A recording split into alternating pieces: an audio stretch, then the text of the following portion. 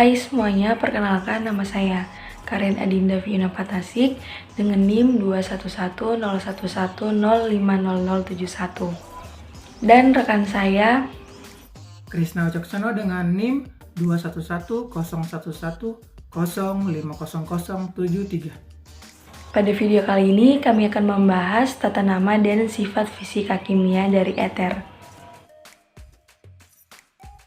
Nah teman-teman, pembahasan yang pertama adalah tata nama eter atau alkoksialkana. Ada dua cara pemberian nama eter, yaitu nama IUPAC dan nama lasim atau biasa disebut dengan trivial.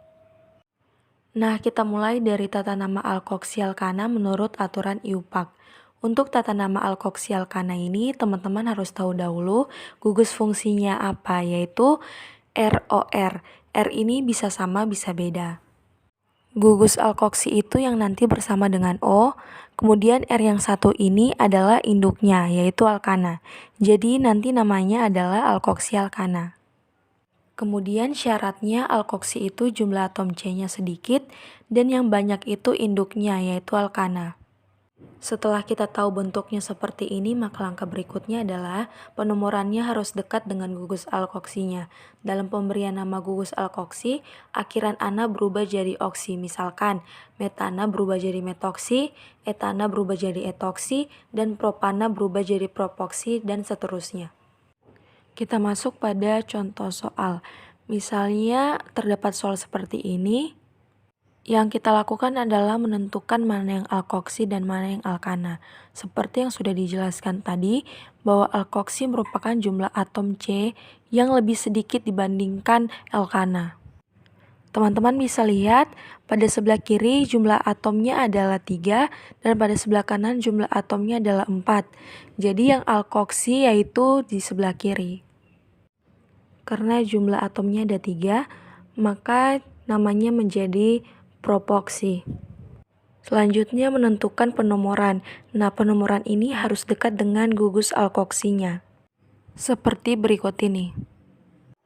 Jadi namanya adalah satu propoksi dan karena rantai induknya ada 4, maka namanya adalah butana.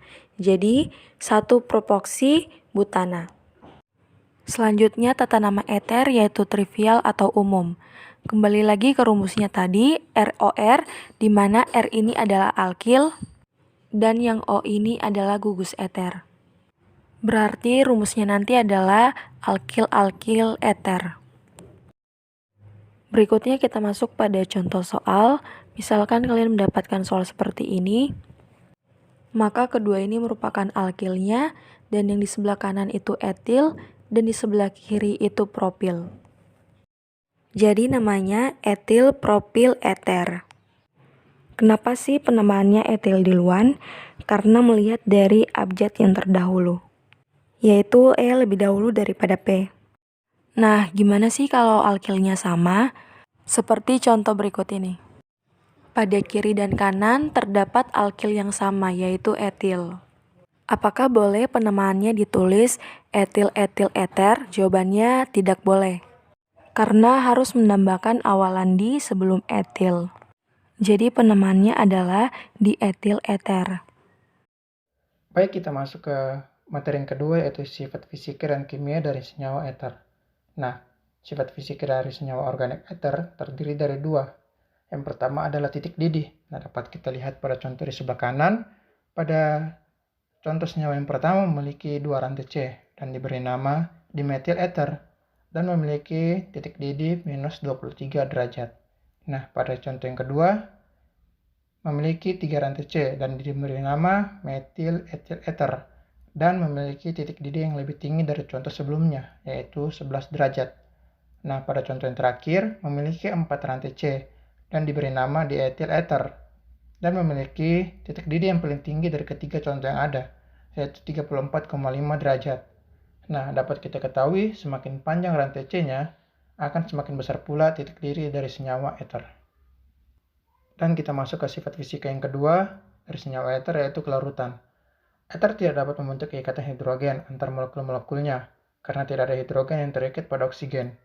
Tetapi jika dicampurkan dengan air, eter dapat membentuk ikatan hidrogen dengan air. Oleh karena itu, eter sedikit larut di dalam air. Kita masuk ke sifat kimia dari senyawa ether. Yang pertama adalah ether bersifat inert. Nah, di mana seperti halnya alkana, ether tidak dapat bereaksi dengan oksidator, reduktor maupun basa. Sifat inilah yang menyebabkan ether banyak digunakan sebagai pelarut organik. Dan kita masuk ke sifat yang kedua, yaitu oksidasi suatu ether. Oksidasi suatu ether dengan campuran kalium bikromat dan asam sulfat akan menghasilkan aldehida. Dan kita masuk ke sifat yang ketiga, yaitu ether dapat bereaksi dengan beberapa zat. Ether dapat bereaksi dengan asam sulfat dan menghasilkan suatu alkohol, dan asam alkana sulfonat. Dan juga ether dapat bereaksi dengan asam iodida, menghasilkan campuran alkohol dan alkil halida. Dan kita masuk ke sifat kimia yang terakhir adalah reaksi substitusi. Nah, dapat kita lihat pada contoh di sebelah kanan, dapat kita perumpamakan menjadi abjad A ditambah abjad B sama dengan abjad C ditambah abjad D. Nah, pada contoh di sebelah kanan ini, metanol ditambah metanol dikatalisis dan menjadi dimetil ether dan juga air. Nah, dari mana air tersebut berasal? Dari substitusi sisi kiri ke sisi kanan. Nah, dapat kita ketahui juga bahwa jika alkohol ditambah alkohol dapat menghasilkan suatu ether. Sekian video dari kami tentang materi, tata nama, dan juga sifat fisika dan kimia dari senyawa ether. Jika ada salah-salah kata dan juga kekeliruan dalam video ini, kami mohon maaf. Terima kasih.